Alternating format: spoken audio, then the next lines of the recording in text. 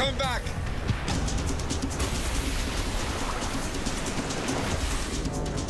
We humans got lucky. We managed to miss out on the mosasaur.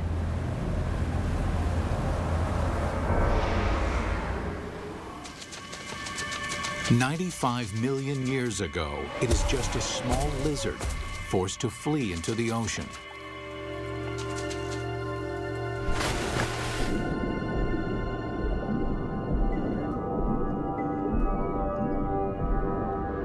Within 6 million years, it grows into one of the most successful predators of all time. But what made the mosasaur such a monster killer? Millions of years of evolution created a perfect formula for the perfect killer. This is how you make an apex predator. First and foremost, breathing. Like whales, mosasaurs can spend long hours submerged in the sea, but they still have to come up for air. And then there's food. Fish are nutritious, but they're fast and slippery. To catch them, mosasaurs must develop the skills of an efficient hunter. Another part of the formula, hearing. In the water, sound location becomes a prime method for hunting. Mosasaurs modify their terrestrial ear into a super amplification system that makes sounds 38 times louder. In his studies of the mosasaur, paleontologist Dr. James Lamb has been able to reconstruct the creature's hearing mechanism. This little piece fits in this pit and moves back and forth. And then this piece fits here, and a small movement in this first piece creates a large movement in this one. So it's a system that's finely tuned for conducting sound through water. Even though sound can lead them to the prey, it's difficult to detect a target if it's in murky water. Here, mosasaur would have the advantage by using the keen sense of smell inherited from its land-based ancestors. A mosasaur like this would have had a tongue that would function exactly like a monitor lizard's tongue. The reason why the tongue is forked is so that the animal can smell in two different directions at the same time. This is smelling in stereo. One more addition to our killing formula: sonar. The last piece in the puzzle is this set of nerves that run down the side of the upper jaw and especially are concentrated here in the snout. And it's a system for detecting the pressure wave given off by the prey. Mosasaur uses this pressure wave sonar to hunt, much like modern killer whales use echolocation. All these adaptations mean mosasaur has a good chance of locating dinner, but they still have to catch it. And chasing down fast, elusive prey requires jet-like speed. So how does an 8-ton, 50-foot monster propel itself? This alligator has another piece of our formula: a massive tail. Along with crocodiles, gators have a long, flattened tail shape similar to mosasaurs.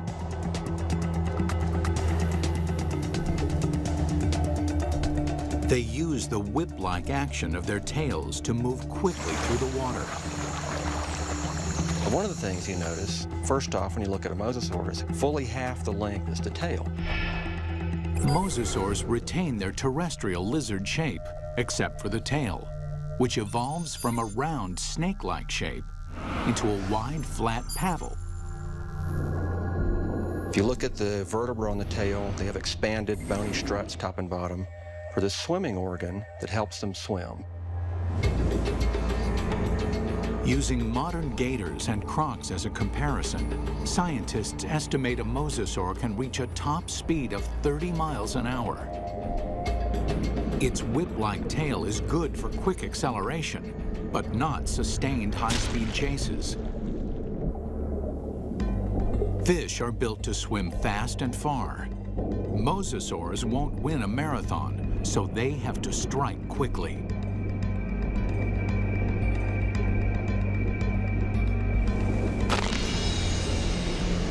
Which means this enormous beast has to somehow hide its 50-foot body and ambush its prey. Imagine that this animal is sitting on the bottom, takes a deep breath, it just waits there for something to swim by, close enough that it can get that sustained burst of speed to go out and catch it. Speed and surprise are two critical elements. But mosasaurs also need agility. That's where the paddles come in. They propel themselves with the tail, they steer with the paddles. These paddles are short and strong, allowing this long lizard to corner on a dime. Like flaps on an airplane wing, the paddles create drag, which makes them turn. For mosasaurs to be successful underwater, there was one land-based trait they absolutely had to jettison: their sensitive inner ear. The inner ear controls a creature's sense of balance. For land-based predators, maintaining balance is critical. If they stumble, their prey escapes.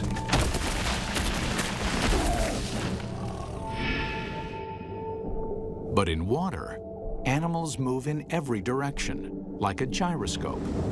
An animal with a sensitive inner ear can quickly become dizzy and disoriented.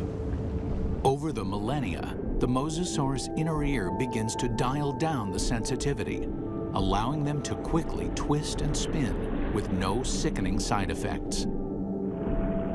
These evolutionary refinements created a megabeast.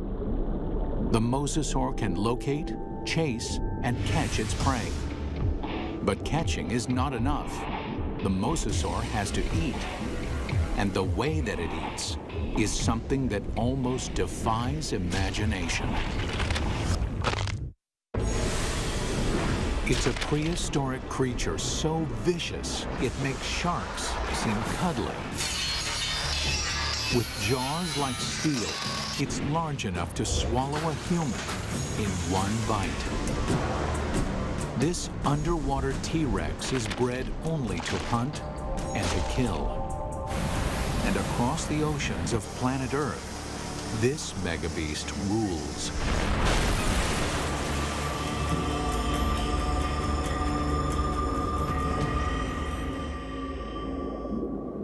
But 95 million years ago, mosasaurs had some serious competition from a familiar denizen of the deep, the shark. Prehistoric sharks, like their modern cousins, are vicious and durable, traveling vast distances, ripping apart any creature that gets in their way.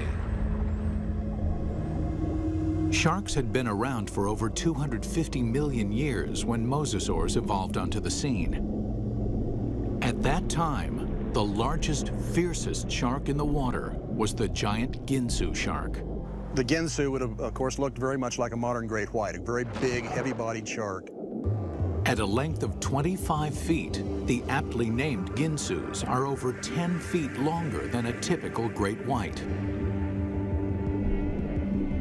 With mosasaurs and Ginsus hunting in the same waters, one thing is certain: there will be blood.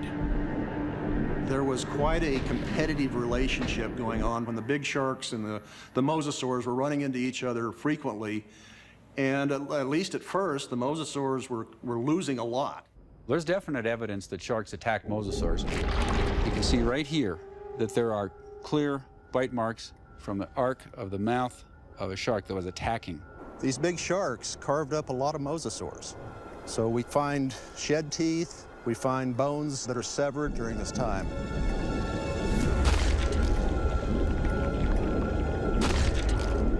While an adult mosasaur can hold its own against a Ginsu, there are other mosasaurs